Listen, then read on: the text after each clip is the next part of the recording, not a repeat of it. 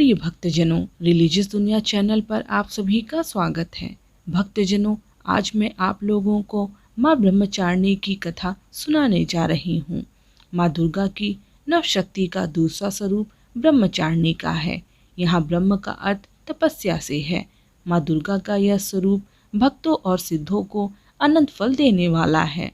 इनकी उपासना से तप, त्याग, वैराग्य, सदाचार और संयम की वृद्धि होती है। ब्रह्मचारिणी का अर्थ तप की चारिणी यानी तप का आचरण करने वाली। देवी का यह रूप पूर्ण ज्योतिर्मय और अत्यंत भव्य है। इस देवी के दाएं हाथ में जप की माला है और बाएं हाथ में यह कमंडल धारण किए हैं। पूर्व जन्म में इस देवी ने हिमालय के घर पुत्री रूप में जन्म लिया था और नारद जी के उपदेश से भगवान शंकर को पति रूप में प्राप्त करने के लिए घोर तपस्या की थी। इस कठिन तपस्या के कारण इन्हें तपचारिणी अर्थात ब्रह्मचारिणी नाम से अभिहित किया गया। 1000 वर्ष तक इन्होंने केवल फल फूल खाकर बिताए और 100 वर्षों तक केवल जमीन पर रहकर शाक पर निर्वाह किया। कुछ दिनों तक कठिन उपवास रखे और खुले आकाश के नीचे वर्षा और धूप के घोर कष्ट सहे। 3000 वर्षों तक टूटे हुए बिल्व पत्र खाएं और भगवान शंकर की आराधना करती रहीं। इसके बाद तो उन्होंने सूखे बिल्व पत्र खाना भी छोड़ दिए। कई हजार वर्षों तक निर्जल और निराहार रहकर तपस्या करती रहीं।